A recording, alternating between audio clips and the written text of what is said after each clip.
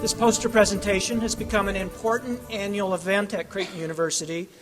It signifies Creighton's ongoing commitment to providing outstanding undergraduate research opportunities that showcase the extraordinary talent that this university attracts.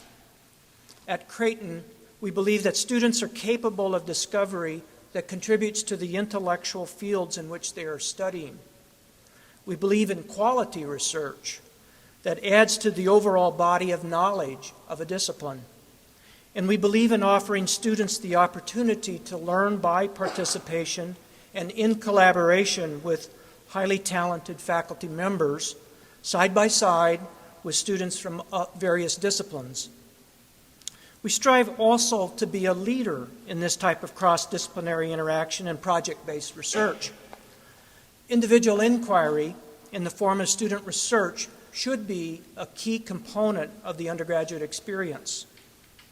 The College of Arts and Sciences is deeply indebted to two couples whose generosity has made this dream a reality for 14 Creighton students this summer.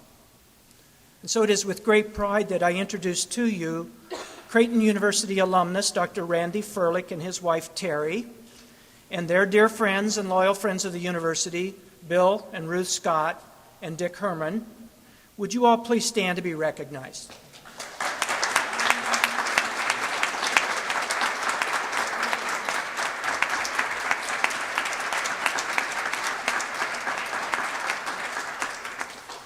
And I should not forget Dr. Tom Ferlic, brother of Randy, who was here earlier. You might have noticed him in his scrubs, and he had to go back to work. He had some work to do yet this afternoon. So again, Tom has been a very wonderful supporter as well.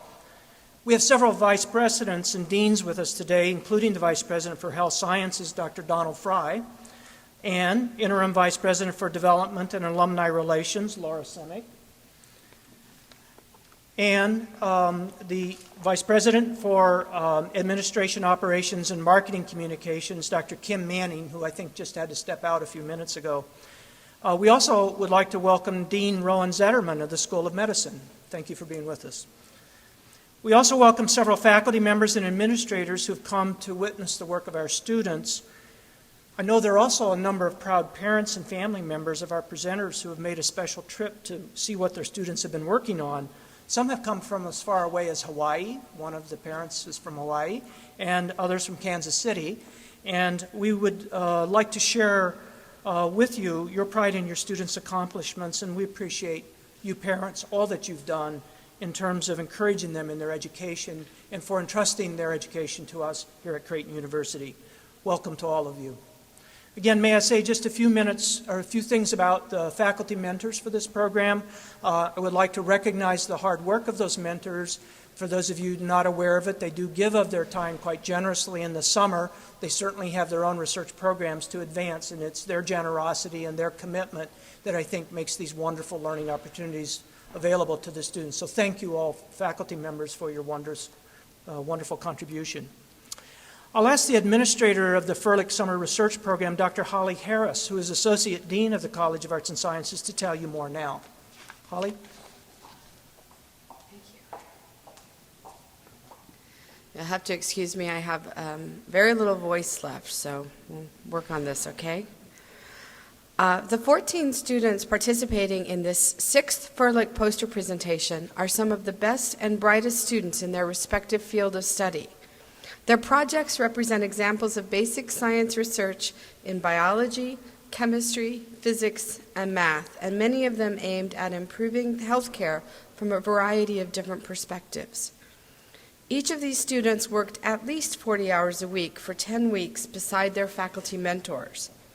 Our faculty members guided them in careful and deliberate research planning, taught them how to conduct their research, and worked with them on how to go about effectively communicating their results. The support that these students receive from the Ferlic Scholars Summer Undergraduate Research Program enables them to focus their research rather than worry about typical summer employment. This year's students have already co-authored presentations at regional and national meetings in their fields. This demonstrates the value of the work these students have put forth as new contributors in their respective scientific fields. I'd like to briefly update you on the postgraduate outcomes of last year's Ferlic Scholars. So the students that held this fellowship during the summer of 2010, 8 of those became seniors and graduated from Creighton in May of 2011. 5 of last year's 8 graduating scholars are currently enrolled in medical school, 3 of them here at Creighton, 1 at UNMC, and 1 enrolled in an MD-PhD program at Duke University. 1 student is enrolled in graduate studies at the London School of Hygiene and Tropical Medicine, studying mosquitoes and malaria. I think that's your student. And another student is pursuing studies of veterinary medicine up in Minnesota. So very successful and very much, I think, in part due to the research experience and the foundation of science that they get from this program. I want to add my thanks to Dean Leager, to thank the faculty members who have worked closely with our students this year. As the dean said, they give of their time freely, supporting and encouraging these students. They give push when needed and provide direction and help in interpreting the research results. They've given willingly of their time and have been inspired by the students that they work with. I would like to thank specifically Dr. Kristen Drescher from the Department of Microbiology, Drs. Philip Brower, David Petzel, and Garrett Sukath from the Department of Biomedical Sciences. From Biology, Drs. Carol Feisbinder-Orth, Charles Brockhaus, Suchin Cho, and Anne-Marie Shibata. Dr. Gintaras Duda from Physics, and from Chemistry, my colleagues, Drs. Julianne Soka, Martin Hulse, Stephen Gross, and Bradley Parsons. Each of us, faculty and students, is sincerely grateful for the direct support the Ferlics and the Scotts have provided for these students, and we thank you all deeply. It's an amazing thing that you're doing for our students and for the faculty. You have made significant impact on the way our students view the importance in the process of research and have opened new doors for our students whose papers are presented today. It is deeply appreciated. Thank you.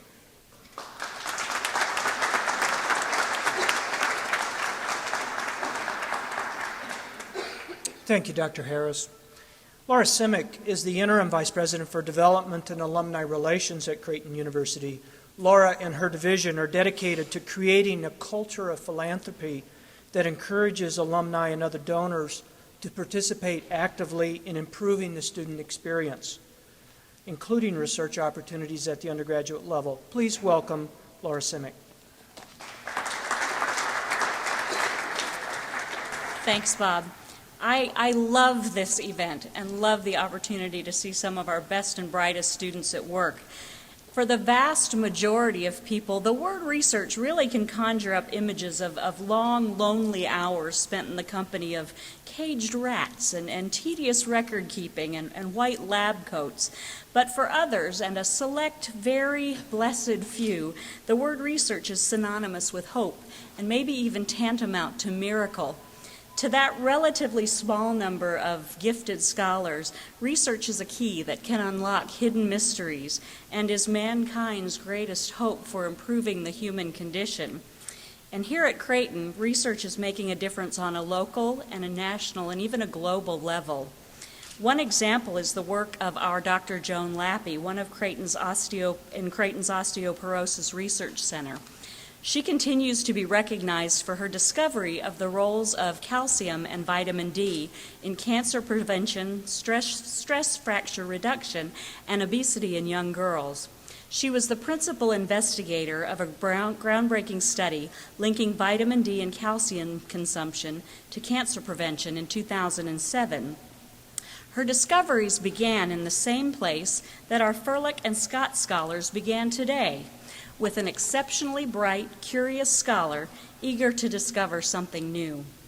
Congratulations to all of our Ferlic and Scott scholars. You are the true seekers of knowledge, and it's our hope that at the conclusion of this summer research activity marks only the beginning of a promising career in research for all of you. The opportunity for undergraduates to participate in faculty research supported by philanthropy is rare among colleges and universities. But here at Creighton, the time for undergraduate research is certainly at hand.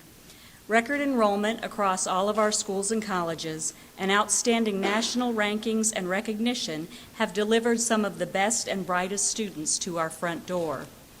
More than half of all of our new students at Creighton have expressed a love for science and an interest in pursuing pre-health studies. The time is right to tap their abilities and their enthusiasm and to cultivate a robust program of undergraduate research. In doing so, we remain true to our Catholic and Jesuit mission to help our students pursue truth in all of its forms and to find God in all things. We thank you, Dr. and Mrs. Ferlic, and Mr. and Mrs. Scott, that in a vast sea of worthy causes, you've chosen to champion scientific research. You've demonstrated great faith in Creighton and in our students and our faculty, and for this we are most grateful. The Ferlic program has become an integral part of the university and one that holds great potential through a wide range of research projects. Now I'd like to introduce our primary benefactor, who is well known in the academic community and needs little introduction. Randy Ferlic earned his Bachelor of Science degree at Creighton in 1958 and graduated from the Creighton School of Medicine in 1961. He became a preeminent thoracic and cardiovascular surgeon and performed the first heart transplant in Nebraska. Dr. Ferlic is known as a dedicated educator and ardent supporter of higher education, serving on the University of Nebraska Board of Regents, the Nebraska Coordinating Commission for Post-Secondary Education, and the Midwestern Higher Education Commission. He is also a scientific venture capitalist and the founder of Surgical Services of the Great Plains. His wife, Terry, in addition to helping raise the couple's 4 children and enjoying their 11 grandchildren, has been a strong supporter of the Nebraska arts community for many years. It is my honor to present Dr. Randy Ferlic.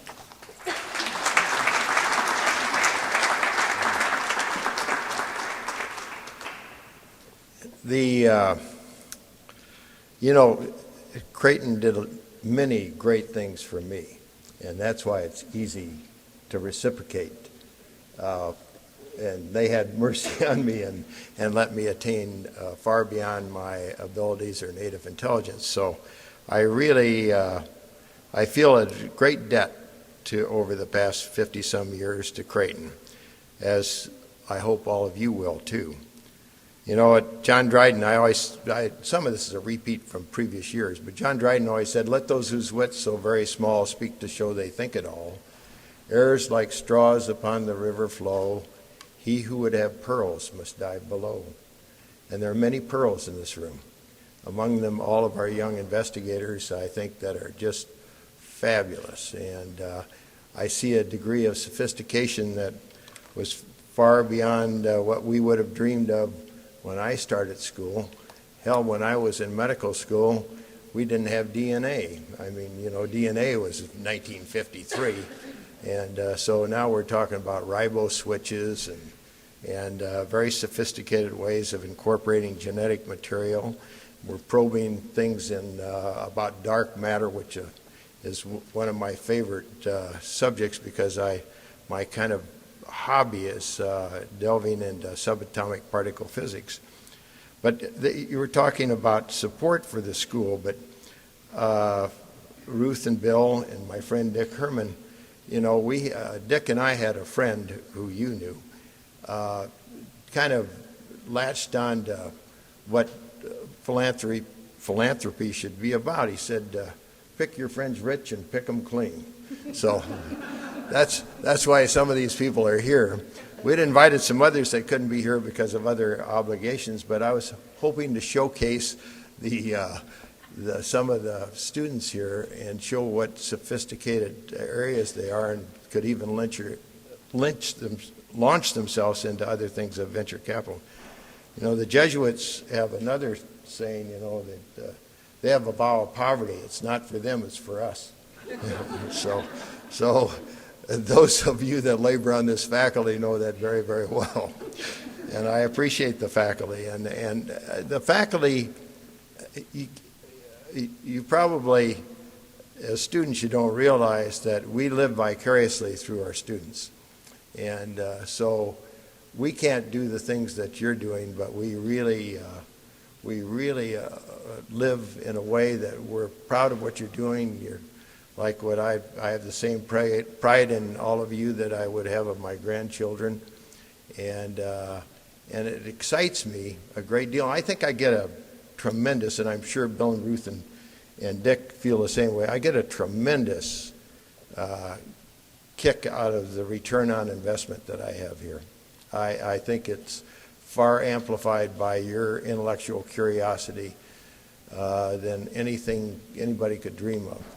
You know, you only need about 5 things to be successful in this world. You have to be, first of all, you have to be available for people. You have to be amiable, kind of smile now and then. It helps to have a little bit of ability. But beyond that, the thing that'll really make you appreciate your life and your participation in life's drama is passion and creativity. And if you get to participate in those such as you're doing today, I think it's tremendous. As I said, I love to study every day. And the recent 2 books I finished, one is called A Disappearing Spoon, which some people might, oh, you've read that, huh? It's a great portrayal of the personalities and the amalgamation of the periodic table. And the thing that's nice about the books that I read, it incorporates not only the science, but the personalities and the egos and the flaws that people have that are involved in science. So The Disappearing Spoon is a good read. And the other one is Quantum by Kumar, and it portrays mainly all about subatomic particle physics and the debates that were held between Bohr and Einstein and Rayleigh. And I was talking to this young man over here about Raymond, who won the 1930 Nobel Prize in physics. And there are other people that are connected back there as far as understanding what goes on in the atom. The amount of effort that you put forth is really going to pay off for you, because you'll learn more about yourself than you will about what you're studying, and it'll allow you to incorporate into your personality and into your work habits. I think a real passion for honesty, because when you do research, it's tempting to be dishonest, and it happens in our society. But if you do research right, that you'll learn a tremendous amount of intellectual honesty. And I want to say also, there's another thing about what I think is missing in our society, not amongst you, but is the spirit of sacrifice. You know, love and sacrifice are inseparable. If you love to participate in some experiment, that you have to sacrifice to do that. And those sacrifices are all intertwined. Your faculties have made tremendous sacrifices to stay and work with people like yourself, but they get more satisfaction out of doing that type of sacrifice, because you don't even expect thank you for your efforts. Rowan Zetterman, I'm glad to see over here, because he's a longtime colleague of mine from the other side of the street, but he saw the light. He was persuaded to come here for the money. He really isn't. He is a great scientist and a good clinician, and you're very fortunate to have him here as a dean and also the vice president of health sciences. But I've missed tonight some of my close mentors like Al Schlesinger, who can't be here tonight, but he's a wonderful man. And I have such fond memories of all the people that helped me along the way and helped me discover myself and excel beyond my own aspirations and abilities. So, but most of all, I'm grateful to all of you investigators, and keep going at it. Don't give up, and you'll play a place in our world. And we really need this type of endeavor to stay an American, because the global pressures on all of us are tremendous, and you have to help us solve this dilemma. So thank you so much for everything you do.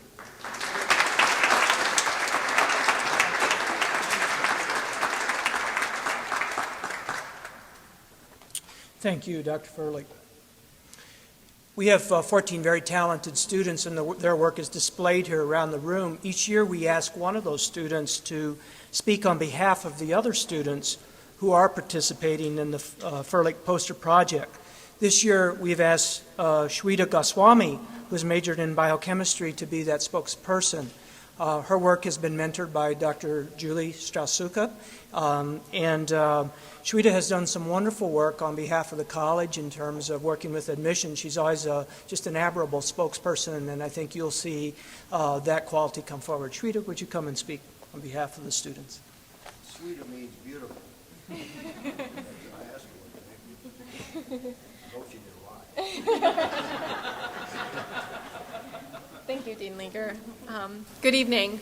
Thanks for everyone for coming. A special thanks to my family who drove from Kansas City to see me, and happy birthday, Grandma. My name is Shweta Goswami, and I am a junior biochemistry major in the College of Arts and Sciences, and I hope to attend medical school following graduation. In addition to my major of study, I am involved with Student Senate, the Honors Program, and Chemistry Club. I'm also a tutor for the Athletic Learning Center and the Office of Student Success, and a decurion with the Ratio Studiorum program.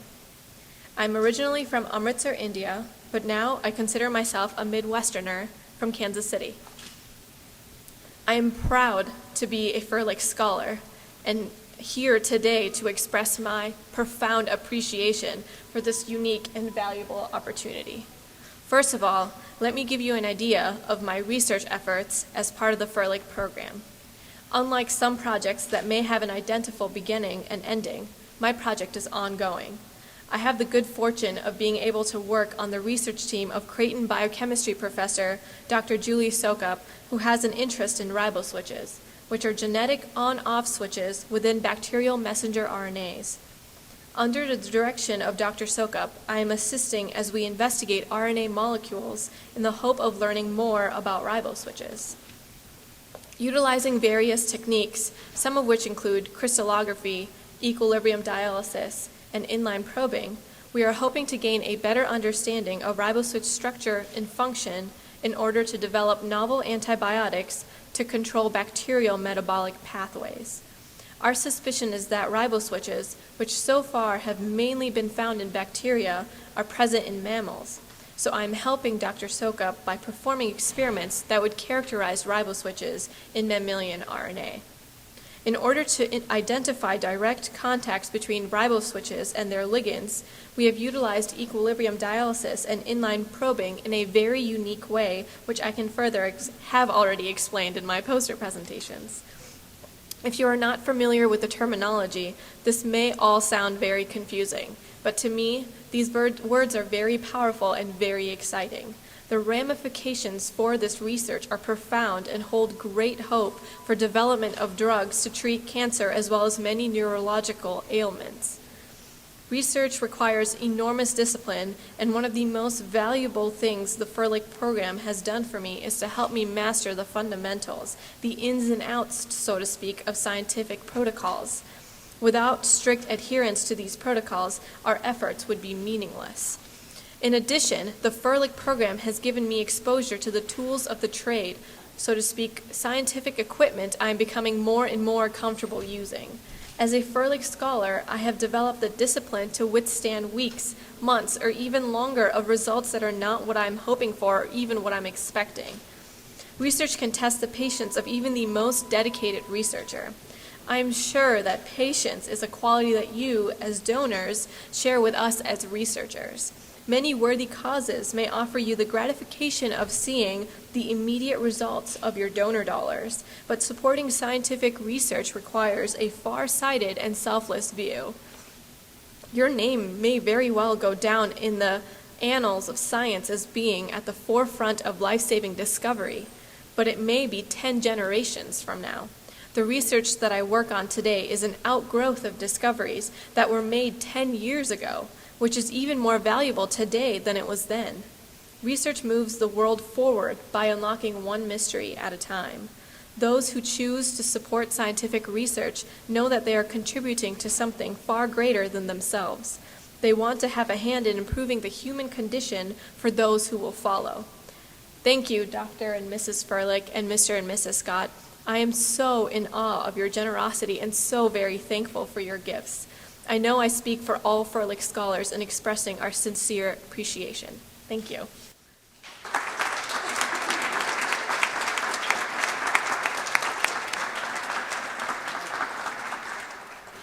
Thank you, Shweta. Now I think you see what I mean. At this time, we'd like to invite all of you to walk around the atrium and take another look at the posters. Those students of you who are present here, though, first I'd like to ask that you gather or assemble near the doors over here. We want to take a group photo with you and Mr. and Mrs. Scott and Mr. and Mrs. Ferlic and Mr. Herman. So if we could ask the students to assemble there. We thank you for joining us this evening.